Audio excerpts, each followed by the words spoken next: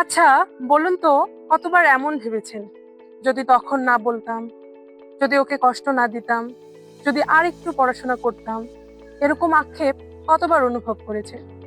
এই যদি বা ইফ এর খেলাটাই হলো কন্ডিশনালস। আজকে আমরা কথা বলবো কন্ডিশনাল সেন্টেন্স নিয়ে। কন্ডিশনাল সেন্টেন্স দ্বারা এমন সব বাক্যকে বোঝায় যার মধ্যে একটি শর্ত থাকে। যদি কিছু হয় তাহলে কি হবে?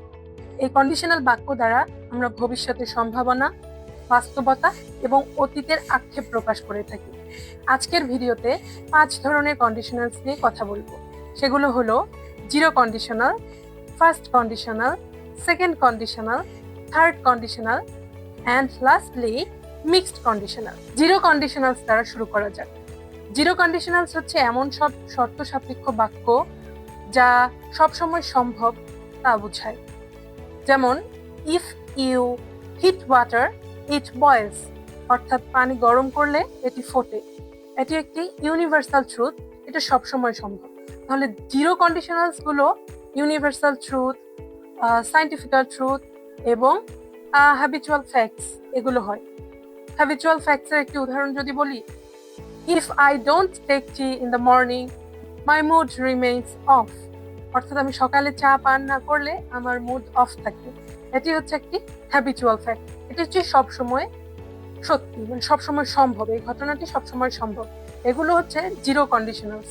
ফার্স্ট কন্ডিশনাল অর্থাৎ রিয়াল পসিবিলিটি, এমন কিছু যা ফিউচারে হতে পারে। For example, if I study tonight I will do good in the examination tomorrow, অর্থাৎ আজকে রাতে যদি আমি ভালো করে পড়ি, কালকে পরীক্ষায় ভালো করব। এটি হচ্ছে ফিউচারে হতে পারে, অর্থাৎ এই ঘটনাটি সম্ভব, সবসময় সম্ভব। If it rains tomorrow I will not go out, অর্থাৎ যদি কালকে বৃষ্টি হয় আমি বাহিরে যাব না।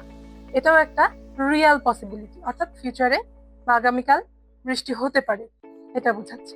তো এগুলো হচ্ছে ফার্স্ট কন্ডিশনালস। সেকেন্ড কন্ডিশনাল, এখন হচ্ছে না কিন্তু কল্পনা করছি কি হতো, কিছুটা ড্রিম বা imagination. For example, if I had million taka I would travel the world, এখন টাকা নেই কিন্তু ভাবছি যদি থাকতো তাহলে কি করতাম। If I were a representative of the class I would change the routine, এটা অনেকেরই মনের কথা, তাই না?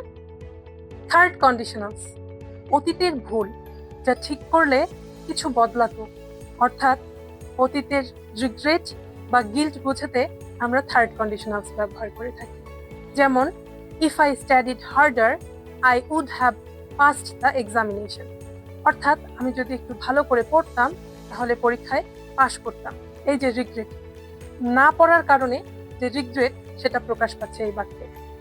If I called her earlier she would not have been upset, আমি যদি তাকে আগে ডাকতাম তাহলে সে মন খারাপ করতো না। এগুলো হচ্ছে third conditionals. Mixed conditionals, mixed conditionals দ্বারা অতীতের কিছু ভুল বোঝায় যা এখনো বর্তমানে বিদ্যমান। এখানে ফার্স্ট কন্ডিশন, সেকেন্ড কন্ডিশন, এগুলো একটা মিক্সচার রয়েছে। তো আমরা একটা এক্সাম্পল দেখি। If I had taken care of my health I would not have been sick today, আমি যদি আমার শরীরের যত্ন নিতাম তাহলে আজকে অসুস্থ হতাম না। এটা হচ্ছে একটা মিক্সড কন্ডিশনালসের উদাহরণ। এই হলো 5 ধরনের conditionals.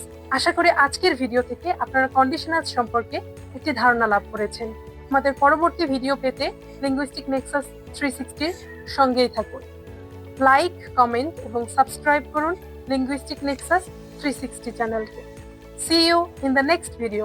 Till then, keep learning, keep shining.